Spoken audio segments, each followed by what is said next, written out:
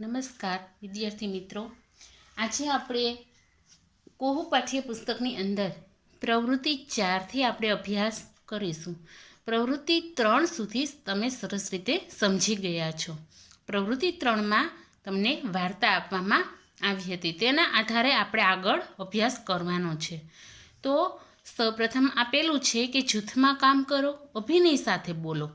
અહીં તમને જે 7 વાક્યો આપેલા છે, આ વાક્યો તમારે એક્શન કરતી જવાની છે, વાક્યને અનુરૂપ એક્શન કરવાની છે અને બોલતા જવાના છે.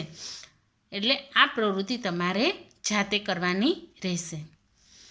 હવે જુઓ પ્રવૃત્તિ 5 કે વાક્ય સાચું હોય તો બોલો ફાકડું અને ખોટું હોય તો બોલો ગપલું. હવે જ્યાં જ્યાં સાચું હોય ત્યાં તમારે ફાકડું બોલવાનું છે અને ખોટું હોય ત્યાં ગપલું બોલવાનું છે. જેમાં પહેલું છે, ખિસ્સું રખડું હતું તેથી ચકાચક ચોખ્ખું હતું. તો આ વાક્ય ખોટું છે, તો ત્યાં તમે શું બોલશો? તો કે ગપલું. અહીં તમે લખતા પણ જજો. શું લખવાનું છે આપણે? ગપલું. ખિસ્સાની આંખમાંથી સફરજન જેવડા આંસુ ટપક્યા. તો હા, ખિસ્સાની આંખમાંથી સફરજન જેવડા આંસુ ટપક્યા હતા, સાચું છે. તો ત્યાં તમારે લખવાનું છે ફાકડું. ઓકે, હવે આગળ જુઓ. તો પોતાની આંસુથી ધોવાઈને ખિસ્સું સાફ થઈ ગયું. તો હા, પોતાના આંસુથી એક તળાવ ભરાઈ ગયું હતું અને તેમાં પડી અને તે ચકાચક ચોખ્ખું થઈ ગયું હતું. તો વાક્ય કેવું છે? સાચું. તો ત્યાં લખશું આપણે ફાકડું. લખશું અને બોલશું. સૂરજદાદાએ ખિસ્સા સાથે ગુસ્સાથી વાત કરી. તો ના, સૂરજદાદાએ તો ખિસ્સા સાથે પ્રેમથી વાત કરી હતી, તેને ખોળામાં પણ બેસાડ્યું હતું. તો ત્યાં આવશે ગપલું. સૂરજદાદાની ગરમીથી દઝાઈ જતાં ખિસ્સાથી ચીસ પડાઈ ગઈ. તો આવશે ગપલું. વાક્ય કેવું છે? ખોટું. દરજી કાકાએ કરચલીવાળા ખિસ્સાને કાઢી મૂક્યું. તો આવશે સાચું વાક્ય છે, એટલે લખશું આપણે ફાકડું. ધોબીભાઈએ ઇસ્ત્રી ફેરવી ખિસ્સાને કડક બનાવી નાખ્યું. તો આ વાક્ય પણ સાચું છે, તો લખશું આપણે ફાકડું. ખિસ્સું હવે નીરજભાઈની સાથે જ રહે છે, કારણ કે તે નીરજભાઈના ખિસ્સામાં જ ચોંટી ગયું છે. તો વાક્ય કેવું છે? ફાકડું, એટલે સાચું. હવે પ્રવૃત્તિ 6 જુઓ. આવું કોણ બોલી શકે? તમારે લખવાનું છે. અરે વાહ, આવું મજાનું ખિસ્સું તો મને બહુ ગમે. આ વાક્ય કોણ બોલ્યા હતા? તો નીરજભાઈ. કોણ? નીરજભાઈ. આવ દીકરા, બીસ નહીં. કોણ બોલ્યું હતું? સૂરજદાદા. ખિસ્સાને કહેતા હતા ને કે આવ દીકરા, તું બીસ નહીં. એ બચ્ચું, ચાલ ભાગ અહીંથી. એવું કોણ બોલ્યું હતું? તો કે દરજીભાઈ. લખીશું આપણે દરજીભાઈ. ઓ માં, બહુ ગરમ લાગે છે. કોણ બોલ્યું હતું? તો કે ખિસ્સું. જ્યારે ધોબી ઇસ્ત્રી ફેરવતો હતો ત્યારે ખિસ્સું આવું બોલ્યું હતું કે ઓ માં, બહુ ગરમ લાગે છે. એ ખિસ્સા, આવી જા, બેસાડું તને નવા નવા કપડાં પર. ખિસ્સું સરસ કડક થઈ ગયું હતું, પછી દરજીભાઈ આવું બોલ્યા હતા. હવે પ્રવૃત્તિ 7 જુઓ. ખિસ્સું આવું કોને કહેશે? જો અહીં વાક્ય આપેલા છે, એ વાક્ય ખિસ્સું કોને કહેશે તે તમારે લખવાનું છે.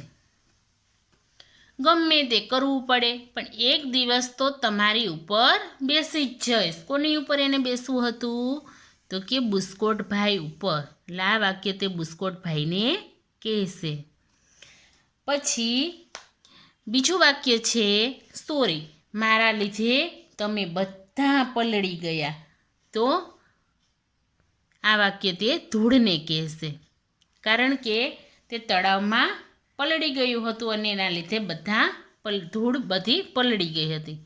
મને તમે અને તમારા કપડાં ખૂબ ગમે. કોને કહેતું હતું? તો કે નીરજભાઈને. ખિસ્સું હતું એને નીરજભાઈ અને એના કપડાં ખૂબ ગમતા હતા. હવે ચોથું છે, તમે દેખાવો છો ગુસ્સાવાળા પણ છો વાલથી ભરેલા. કોણ? તો કે સૂરજ દાદા. સૂરજ દાદાને. કોઈ મને પાસે નથી રાખતું એટલે મને દુઃખ થાય છે. કોને કહે છે આ વાક્ય? તો કે બુસ્કોટભાઈને. હવે પ્રવૃત્તિ 7 આપણી અહીં પૂર્ણ થાય છે. હવે અહીં પાછું આપ્યું છે ગીતડું. એક ચણો ખાડામાં પડ્યો. અહીં તમારે આ ગીત ગાવાનું છે ફરીથી.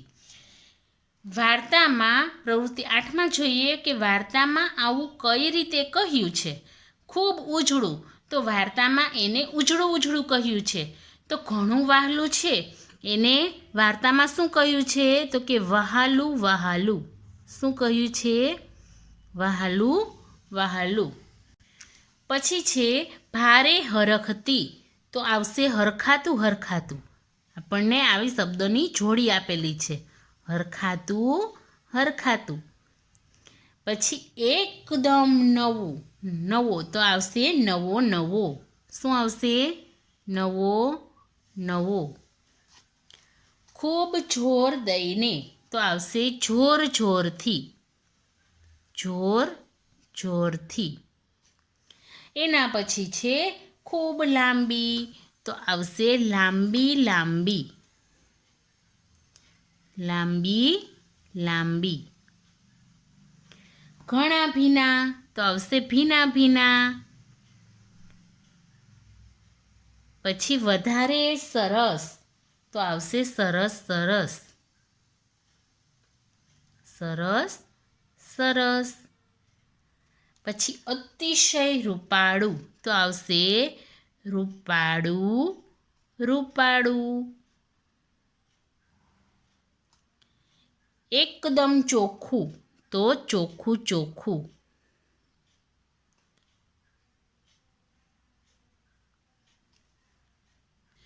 હવે પ્રવૃત્તિ 9 જુઓ. તો વાર્તાના ક્રમમાં ગોઠવો. અહીં તમને જે વાક્યો આપેલા છે તેને તમારે વાર્તાના ક્રમમાં ગોઠવવાના છે. જુઓ, અહીં એક ક્રમ તો તમને આપેલો છે. હવે આપણે 5 ક્રમ સુધી લખવાનું છે. તો સૌથી પહેલું વાક્ય આપણે જોઈએ. દરજીએ ખિસ્સાને શર્ટ પર બેસાડ્યું. પછી બુસ્કોટે ખિસ્સાને કાઢી મૂક્યું. ધોબીભાઈના કપડાં ભીના થઈ ગયા. પછી સુરત દાદાએ ખિસ્સાને સૂકવી દીધું. ખિસ્સાની કરચલીઓ દૂર થઈ ગઈ. તો બીજો ક્રમ આવશે અહીં. પછી ત્રીજો ક્રમ આવશે ધોબીભાઈના કપડાં ભીના થઈ ગયા. ત્યારબાદ ધોબીભાઈના કપડાં ભીના થઈ ગયા હતા. પછી શું થયું હતું? તો કે ધોબીભાઈએ ખિસ્સાની કરચલીઓ દૂર કરી દીધી હતી. અને સૌથી છેલ્લો અને 5મો ક્રમ આવશે દરજીએ ખિસ્સાને શર્ટ પર બેસાડ્યું. આ સાઈડ જુઓ. ખિસ્સું ફક્કડ થઈ ગયું. પછી ખિસ્સું ચોખ્ખું થઈ ગયું. ખિસ્સું વહાલું થઈ ગયું. ખિસ્સું નવું નકોર થઈ ગયું. નીરજભાઈને ખિસ્સું ગમી ગયું. તો ખિસ્સું ચોખ્ખું થઈ ગયું. પછી ખિસ્સું વહાલું થઈ ગયું. ત્યારબાદ ખિસ્સું ફક્કડ થઈ ગયું, એટલે એકદમ નવું, એકદમ કરચલી વગરનું. ત્યારબાદ ખિસ્સું નવું નકોર થઈ ગયું અને નીરજભાઈને ખિસ્સું ગમી ગયું. હવે પ્રવૃત્તિ 10 જુઓ. પ્રશ્નોના જવાબ લખો. આ પ્રશ્નોના જવાબ તમારે પાકી બુકમાં લખવાના રહેશે. હું તમને સમજાવી દઉં છું. જો ખિસ્સું કેટલી વાર રડે છે અને ક્યારે ક્યારે? તો કેટલી વાર રડે છે? તો કે ખિસ્સું 2 વાર રડે છે. ક્યારે ક્યારે? તો કે બુસ્કોટભાઈએ એને ગંદુ કહ્યું હતું ત્યારે, અને દરજીભાઈએ જ્યારે દુકાનમાંથી એને કાઢી મૂક્યું હતું ત્યારે તે રડે છે. પછી છે ખિસ્સાને કોણ કોણ રાજી કરે છે? કઈ રીતે? તો ખિસ્સાને સૂરજદાદા રાજી કરે છે અને દરજીભાઈ નીરજભાઈના શર્ટ પર ચોંટાડીને રાજી કરે છે. પછી ધોબીભાઈ એની કરચલીઓ દૂર કરીને ખિસ્સાને રાજી કરે છે. કોણ ખિસ્સા પર એક પણ વાર ખીજાતું નથી? તેઓ ખિસ્સાને કઈ કઈ રીતે બોલાવે છે? તો સૂરજદાદા હતા એ ખિસ્સાને એક પણ વાર ખીજાણા નથી અને તે બચુડા અને બચુકડા કહીને તેને બોલાવતા હતા. ધોબી કાકાનો સ્વભાવ ગુસ્સાવાળો છે કે માયાળુ? તમને કઈ રીતે ખબર પડી? તો ધોબી કાકાનો સ્વભાવ છે એ માયાળુ છે, દયાળુ છે. તે ખિસ્સું રડતું રડતું એમની પાસે આવ્યું ત્યારે ધોબી કાકાએ કહ્યું કે એમ વાત છે, અહીં આવ, હું તારી કરચલીઓ ચપટી વગાડતા દૂર કરી દઉં છું. આ રીતે આપણને ખબર પડે કે ધોબીભાઈ માયાળુ છે. ખિસ્સાને શર્ટ પર સીવવું, આ વાત વાર્તામાં બીજી કઈ કઈ રીતે કહેવાય છે? તો બુસ્કોટભાઈ સાથે રહેવું, પછી બુસ્કોટ પર એને બેસાડવું, આ બે રીતે એને આ વાત કહેવામાં આવી છે. ખિસ્સું ફેરફુદરડી શા માટે ફરે છે?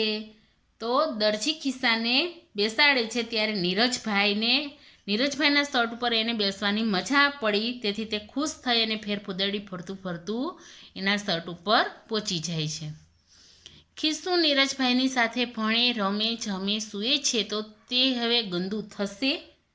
તો ગંદુ તો તે થશે જ, કારણ કે નીરજભાઈનો શર્ટ ગંદો થશે તો ખિસ્સું પણ ગંદુ થશે. તે ગંદુ થશે તો નીરજભાઈ તેનું શું કરશે? કેમ?